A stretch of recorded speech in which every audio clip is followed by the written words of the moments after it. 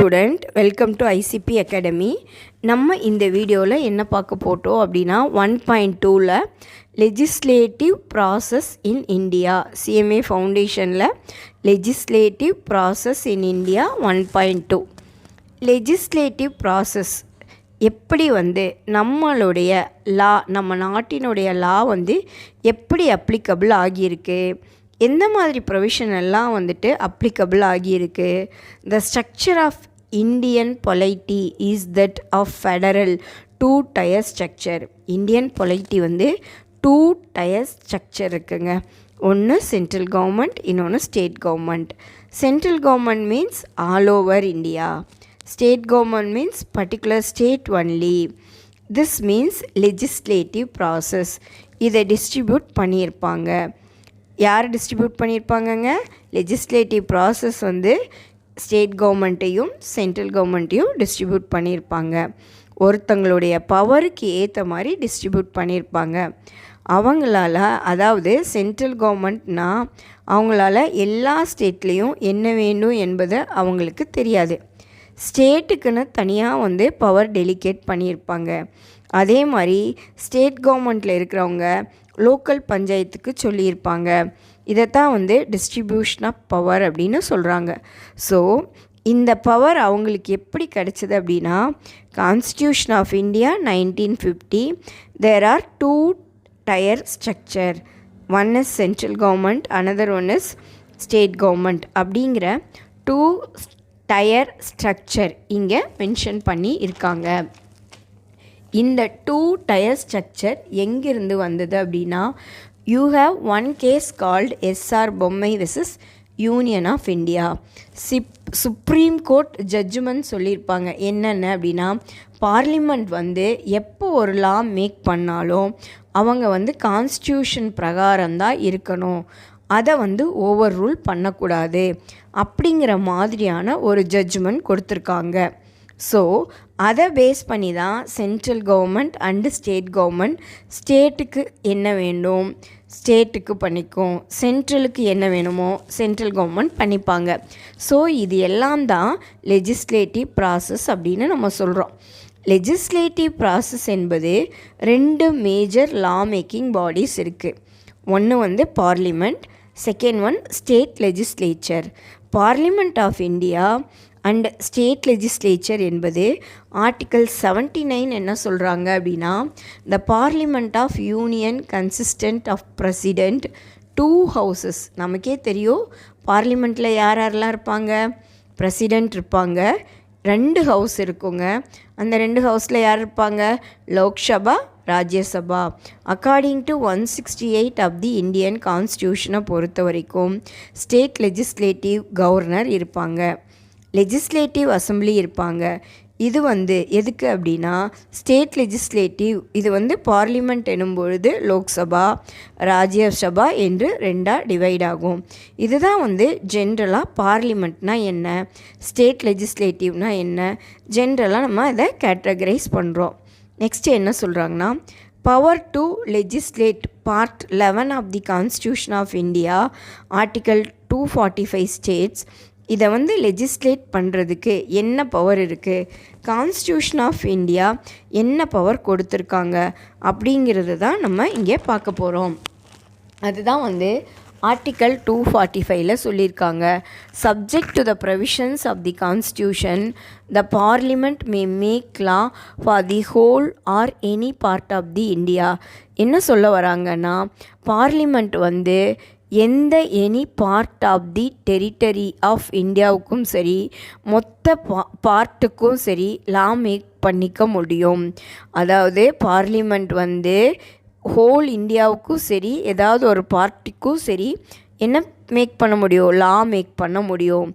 அதே மாதிரி state make லா, ஸ்டேட்டுக்கு வேணும்னாலும் என்ன பண்ண முடியும், தமிழ்நாடு அப்படின்னா தமிழ்நாட்டுக்குள்ளே எந்த லா வேணுமானாலும் மேக் பண்ணிக்க முடியும். இதுதான் லிஸ்ட் 1 லிஸ்ட் 2 என்று சொல்லியிருக்காங்க. 7th schedule, I have already told you the matters enumerated in the list 1 and list 2 7th schedule union list என்பதை வச்சு தான் பார்லிமெண்ட் ஸ்டேட் லெஜிஸ்லேட்டிவ் ஒரு லா மேக் பண்ண முடியும். இது கன்கரண்ட் லிஸ்ட் எனும் பொழுது ரெண்டுமே, ஃபார் எக்ஸாம்பிள் ஆல்கஹால் என்பதை சென்ட்ரல் கவர்மெண்ட்டும் லா மேக் பண்ணலாம், ஸ்டேட் கவர்மெண்ட்டும் லா மேக் பண்ணலாம். அதுக்கு ஏற்ற மாதிரி ரெண்டுமே லா மேக் பண்ணும்போது ரெண்டு பேருக்கும் ஒரு கிளாஷிங் வருது, ஒரு டிஸ்பியூட் வருது அப்படின்னா யார் வின் பண்ணுவாங்க அப்படிங்கும்போது பார்லிமெண்ட்டு தான் ஜெயிக்கும். எப்போ ஒரு ப்ராப்ளம் வந்து சென்ட்ரல் கவர்மெண்ட்டுக்கும் ஸ்டேட் கவர்மெண்ட்டுக்கும் ஒரு லா மேக்கிங்கில் வருதோ அப்போ கண்டிப்பாக யார் அங்கே வின் பண்ணுவாங்க அப்படின்னா சென்ட்ரல் கவர்மெண்ட் தான் வின் பண்ணுவாங்க. இதுதான் வந்து power to legislature. State legislative 254 பொறுத்தவரை லா என்பது ஸ்டேட்டில் எப்படி அப்ளிகபிள் ஆகியிருக்கு அப்படின்னா, if any provision of law made by the legislature of state is repugnant to any provision of law made by parliament which parliament is competent to enact or to any provision of an existing law with respect to one of the matter enumerated in the concurrent list. Existing law will prevail, அதாவது existing லா என்னவோ அதுதான் வந்து prevail ஆகும். State கவர்மெண்ட்டுக்கு ஒரு law make பண்ணுறாங்க, central கவர்மெண்ட்டுக்கு ஒரு லா மேக் பண்ணுறாங்க. ரெண்டுக்கும் நடுவில் ஒரு எக்ஸிஸ்டிங் லா என்னவா இருக்குன்னா எது வந்து ப்ரிவைல் ஆகும் அப்படின்னா, எது வந்து ப்ராப்பராக அப்ளிகபிள் ஆகும் அப்படின்னா கண்டிப்பாக ப்ரிவைலிங்கை பொறுத்து தான் வந்து அதை சூஸ் பண்ணுவாங்க. எதை பொறுத்து சூஸ் பண்ணுவாங்கங்க?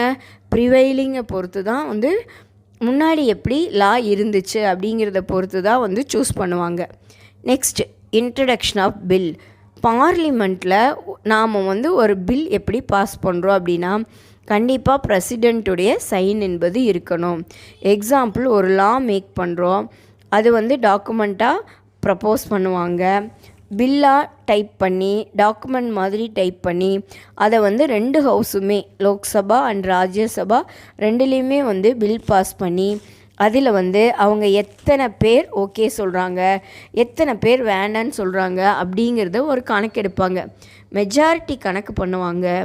அதை வச்சு மற்ற எல்லா விதமான ஸ்டேட்டுக்கும் அனுப்பி ஓகேவா இல்லையா என்பதை லா அப்படிங்கிறத மேக் பண்ணுறதுக்கு முன்னாடி இவ்வளோ ப்ரொவிஷன் என்பது இருக்குது. ஆஃப்டர் ஆல் திஸ் திங்ஸ் எல்லாமே பண்ணதுக்கப்புறமா எது வந்து கரெக்டாக இருக்கோ எல்லா ஸ்டேட்லேயும் எல்லா சென்ட்ரல்லையும் கவர்மெண்ட் இருக்கக்கூடிய மெம்பர்ஸ் எல்லாம் ஓகே சொல்லிட்டாங்க மட்டும்தான் பிரசிடெண்ட் அந்த இடத்துல அசென்ட் போடுவாங்க. Assent means signature போடுறதுங்க.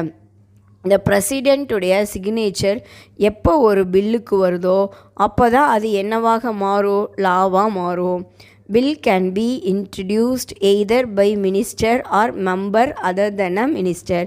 யார் வேண்டுமானாலும் பில் என்பதை பாஸ் பண்ண முடியும். மினிஸ்டரும் பண்ணலாம், அதர் தென் மினிஸ்டரும் பண்ணலாம். In the form of 368 called government bill, later it is called the private bill. இப்போ எந்த மினிஸ்டர் வேண்டுமானாலும் பில் பாஸ் பண்ணலாம் என்பதை நான் சொன்னேன்னா, முன்னாடி வந்து கவர்மெண்ட் பில் என்ன சொல்லிகிட்டு இருந்தவங்க இப்போ வந்து ப்ரைவேட் மெம்பர் பில் அப்படின்னு சொல்கிறாங்க. அதாவது ப்ரைவேட் மெம்பர் பில் அப்படின்னு சொல்கிறாங்க. ரெண்டு பில்லும் லோக்சபா ராஜ்யசபா இன்ட்ரடியூஸ் பண்ணுற மாதிரி மணி பில் என்பதை யார் தான் இன்ட்ரடியூஸ் பண்ணி ஆகணும்? லோக்சபாவில் மட்டும்தான் பண்ணுவாங்க, ராஜ்யசபாவில் இன்ட்ரடியூஸ் பண்ண மாட்டாங்க. இதுதான் வந்து மணி பில்லுடைய மெயின் மோட்டிவ். இதற்கப்புறம் ரொம்ப லென்த்தியாக, இதுக்கப்புறம் இந்த பாடத்தில் ரொம்ப லென்த்தியாக இருக்குங்க. நான் சுருக்கமாக சொல்கிறேன் பாருங்களேன். எந்த ஒரு லா மேக் பண்ணாலும் it should not be violate the fundamental of rights.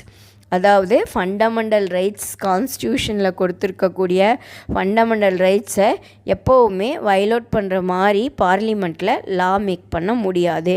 இதுதான் வந்து ஆர்டிக்கல் 368 சொல்லியிருக்காங்க. இது வந்து என்ன அப்படின்னா பில் என்பது எப்படி இன்ட்ரடியூஸ் பண்ணுறது அப்படிங்கிற விஷயம். நெக்ஸ்ட் கிளாஸில் legal methods and court system of இந்தியாவை நம்ம பார்க்கலாம். தேங்க்யூ ஃபார் வாட்சிங்.